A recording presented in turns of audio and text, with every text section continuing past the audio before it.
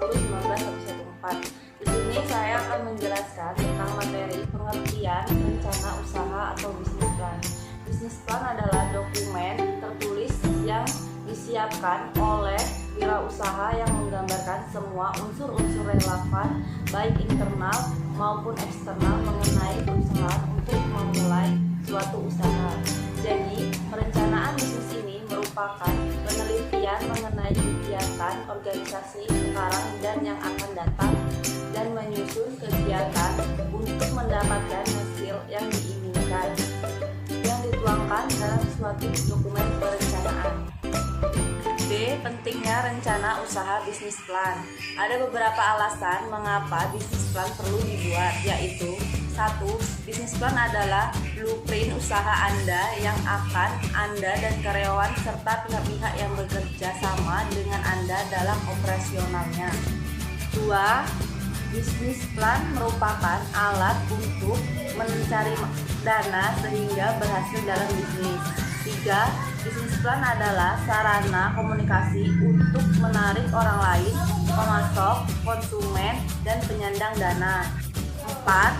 Rencana bisnis Anda menjalankan usaha yang mengetahui langkah-langkah praktis menghadapi persaingan, membuat promosi sehingga lebih efektif. C. Manfaat rencana usaha bisnis plan. 1. Membantu mencari modal dan pinjaman kepada lembaga keuangan pemberi kredit. 2. Membantu dalam memutuskan apakah akan melanjutkan usaha atau berhenti. Perkenalkan, nama saya Wulandari, NPM 5019216.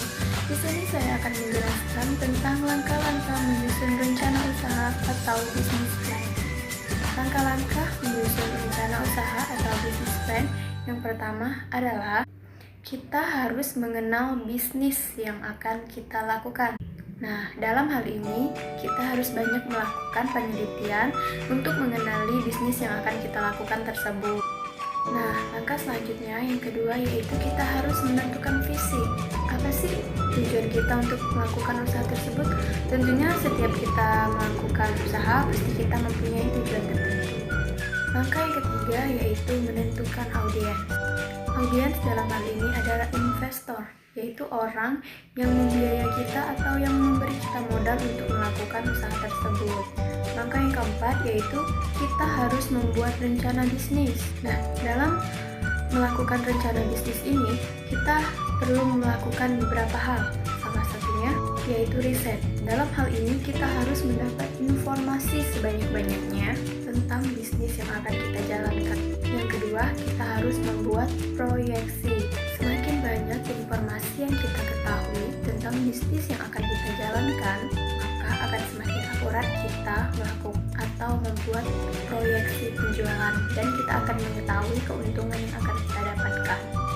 Selanjutnya yang ketiga yaitu modal. Dalam membuat rencana bisnis, kita harus tahu berapa modal yang akan kita gunakan. Yang keempat yaitu kompetisi atau persaingan. Nah, dalam berbisnis kita harus mampu bersaing dengan usaha-usaha yang dilakukan oleh orang-orang lain. Yang kelima, lokasi. Dalam berbisnis, kita harus menentukan lokasi yang strategis. Contohnya, lokasi tersebut berada di tengah keramaian. Nah, ini akan membantu kita dalam mendapatkan laba atau keuntungan. Selanjutnya yaitu image. Image ini dalam artinya yaitu publik atau orang-orang banyak. Image dalam hal ini yaitu semacam sesuatu yang kita ciptakan untuk membuat orang tertarik agar usaha kita dapat berjalan dengan lancar. Contohnya dekorasi atau spanduk atau sponsor dan sebagainya. Selanjutnya yaitu kita harus mendokumentasikan berbagai hal. Maksudnya dalam menentukan rencana bisnis ini, dalam hal ini kita harus mencatat semua pengeluaran dan pemasukan yang kita peroleh dari usaha yang telah kita lakukan. Selanjutnya prodik. Dalam hal ini, prodik itu dimaksudkan dengan mengetahui kapan dan di mana, untuk apa, bagaimana, dan memungkinkan kita untuk menghemat modal kerja, mengurangi persediaan uang, dan memenangkan persaingan. Selanjutnya, angka membuat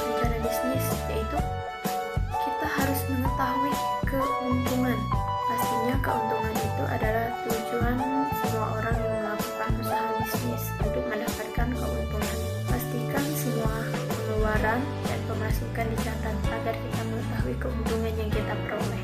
Yang terakhir yaitu bantuan profesional. Jika saja kita memerlukan bantuan untuk keperluan bisnis, tidak ada salahnya jika kita memakai tenaga orang lain atau coach.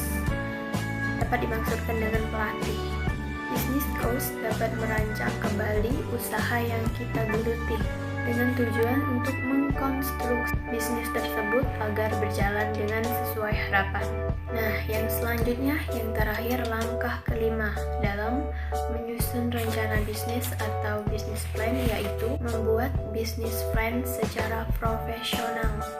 Dalam hal ini, yaitu setelah kita mendapatkan informasi penting tentang usaha yang akan kita geluti, kita harus mempresentasikannya kepada orang-orang yang akan membantu kita dalam melancarkan usaha tersebut.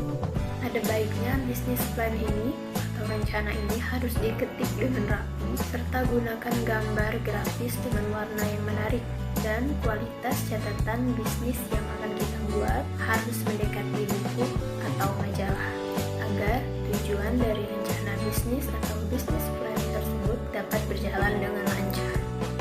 Mungkin itu saja penjelasan dari saya tentang menyusun rencana usaha atau bisnis plan. Sekian, terima kasih. Assalamualaikum warahmatullahi wabarakatuh. Perkenalkan, nama saya Seviana Seli dari kelas 4C dengan NPM 5019060. Saya dari Prodi PGSD. Elemen rencana usaha. Yang pertama, ringkasan eksekutif merupakan pintu masuk ke rencana bisnis kita. Ringkasan sebaiknya hanya outline dan lebih menekankan pada butir-butir utamanya saja. Yang kedua, tujuan. Tetapkan tujuan kita, misalnya pasar, penjualan, dan keuntungan. Yakinkan bahwa tujuan tersebut konkret dan terukur. Yang ketiga, pernyataan misi. Pernyataan misi mengekspresikan tujuan tertinggi dari perusahaan kita, misalnya menyediakan layanan di industri tertentu, menyebarkan teknologi baru, atau meningkatkan kependidikan. Perusahaan. Buat ringkasan perusahaan dengan menjelaskan secara jelas apa yang dijual melalui saluran distribusi apa dan dijual ke siapa dan di mana. Kelima, kepemilikan perusahaan. Bentuk kepemilikan perusahaan seperti partnership, perusahaan perseorangan, atau corporation, publik atau perorangan. Keenam, sejarah perusahaan. Perusahaan didirikan oleh siapa dan dengan tujuan apa, serta bagaimana hal-hal tadi berubah atau berkembang sepanjang waktu. Yang ketujuh, lokasi dan fasilitas perusahaan. Lokasi perusahaan, sifat dan fungsinya, luas, status penyewaan, dan informasi mengenai fasilitas lainnya. 8. Produk dan jasa, barang dan jasa yang ditawarkan. 9. Deskripsi barang dan jasa, bagaimana barang dan jasa tersebut bermanfaat untuk pelanggan. Ke-10, karakteristik dan perbandingan kompetitif barang dan jasa. Ke-11, layanan konsumen atau tindak lanjut layanan, menawarkan pelayanan terhadap barang atau jasa yang kita jual. Baik, itulah tadi materi yang dapat kami sampaikan. Terima kasih. Wassalamualaikum warahmatullahi wabarakatuh.